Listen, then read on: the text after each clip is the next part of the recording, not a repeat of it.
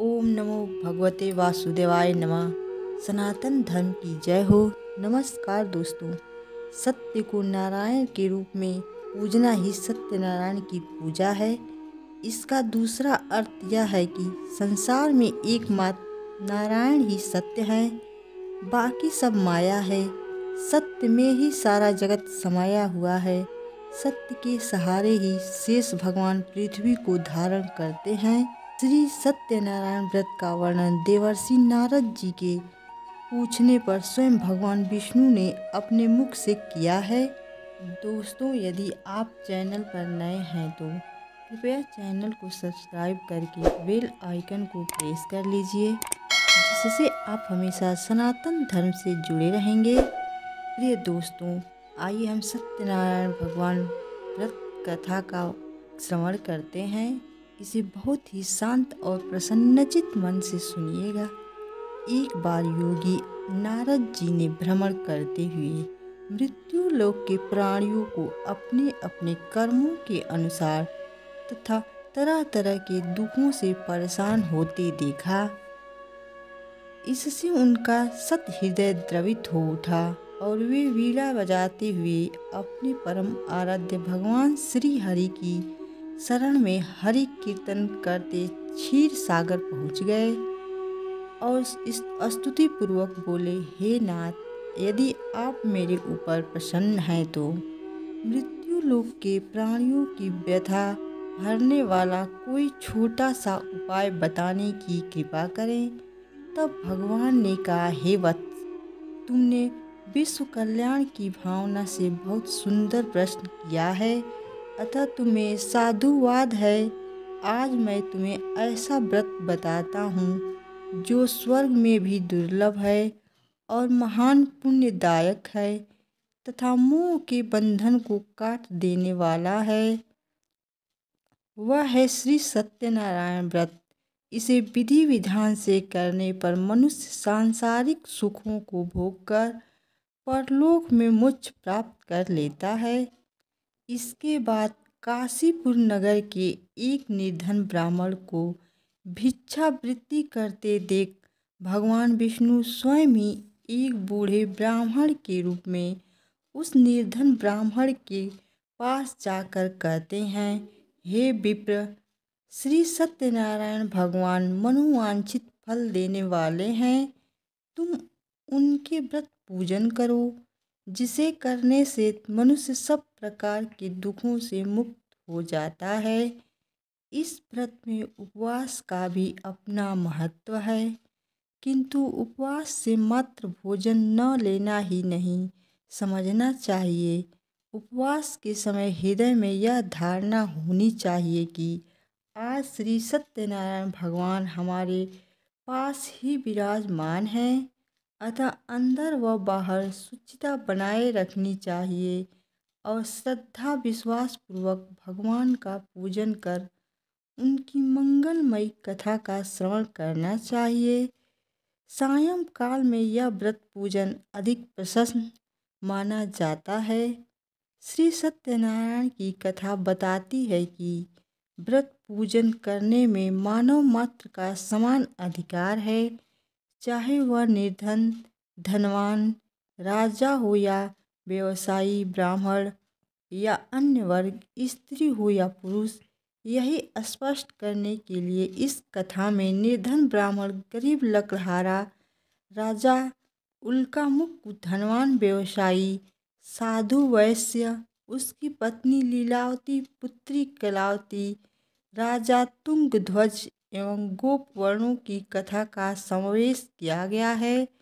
कथा सार ग्रहण करने से यह निष्कर्ष निकलता है कि जिस किसी ने सत्य की प्रति श्रद्धा विश्वास किया, उन सब के कार्य सिद्ध हो गए। जैसे लकड़हारा, गरीब ब्राह्मण, उल्कामुख, गोप गणों ने सुना कि यह व्रत सुख, सौभाग्य, संतति, संपत्ति सब कुछ देने वाला है, तो सुनते हैं श्रद्धा, भक्ति तथा प्रेम के साथ सत्य व्रत का आचरण करने में लग गए और फलस्वरूप यह लौकिक सुख भोग कर परलोक में मोक्ष के अधिकारी हुए। साधु वैश्य ने भी यही प्रसंग राजा उल्कामुख से विधि विधान के साथ सुना, किंतु उसका विश्वास अधूरा था, श्रद्धा में कमी थी। वह कहता था कि संतान प्राप्ति पर सत्यव्रत पूजन करूँगा। समय बीतने पर उसके घर एक सुंदर कन्या ने जन्म लिया। उसकी श्रद्धालु पत्नी ने व्रत की याद दिलाई तो उसने कहा कि कन्या के विवाह के समय करेंगे।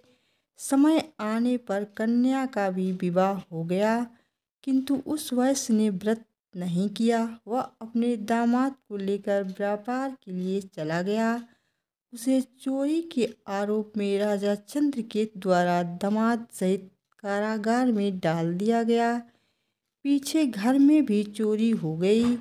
पत्नी लीलावती व पुत्री कलावती भिक्षावृत्ति के लिए विवश हो गई। एक दिन कलावती ने किसी विप्र के घर श्री सत्यनारायण का पूजन होते देखा और घर आकर माँ को बताया। तब माँ ने अगले दिन श्रद्धा से व्रत पूजन कर भगवान से पति और दामाद के शीघ्र वापस आने का वरदान मांगा। श्री हरि प्रसन्न हो गए और स्वप्न ने राजा को दोनों बंदियों को छोड़ने का आदेश दिया। राजा ने उनका धन धान्य तथा प्रचुर द्रव्य देकर उन्हें विदा किया। घर आकर पूर्णिमा और संक्रांति को सत्यव्रत का जीवन पर्यंत आयोजन करता रहा। फलतः सांसारिक सुख भोग कर उसे मोक्ष प्राप्त हुआ। इसी प्रकार राजा तुंगध्वज ने वन में गोप गणों को श्री सत्यनारायण भगवान का पूजन करते देखा, किंतु प्रभुता के मद में चूर राजा न तो पूजा स्थल पर गया, न दूर से ही प्रणाम किया और न ही गोपगणों द्वारा दिया प्रसाद ग्रहण किया। परिणाम यह हुआ कि राजा के पुत्र, धन धान्य, अश्व गजादि सब नष्ट हो गए। राजा को अकस्मात यह आभास हुआ कि विपत्ति का कारण सत्यदेव भगवान का निरादर है। उसे बहुत पश्चाताप हुआ। वह तुरंत वन में गया, गोपगणों को बुलाकर काफ़ी समय लगाकर सत्यनारायण भगवान की पूजा की। फिर उसने ही प्रसाद ग्रहण किया। घर आ गया। उसने देखा कि विपत्ति टल गई और उसकी सारी संपत्ति तथा जन सुरक्षित हो गए। राजा प्रसन्नता से भर गया और सत्यव्रत के आचरण में निरत हो गया तथा अपना सर्वस्व भगवान को अर्पित कर दिया। श्री सत्यनारायण व्रत से हमें शिक्षा मिलती है कि सत्य रूप ब्रह्मा जीवात्मा रूप में हमारे अंदर विद्यमान है। हम सब सत्य के ही स्वरूप हैं, पर माया के वश में आकर नष्ट होने वाली वस्तुओं को संग्रह करने की सोचकर संसार में मग्न हो रहे हैं।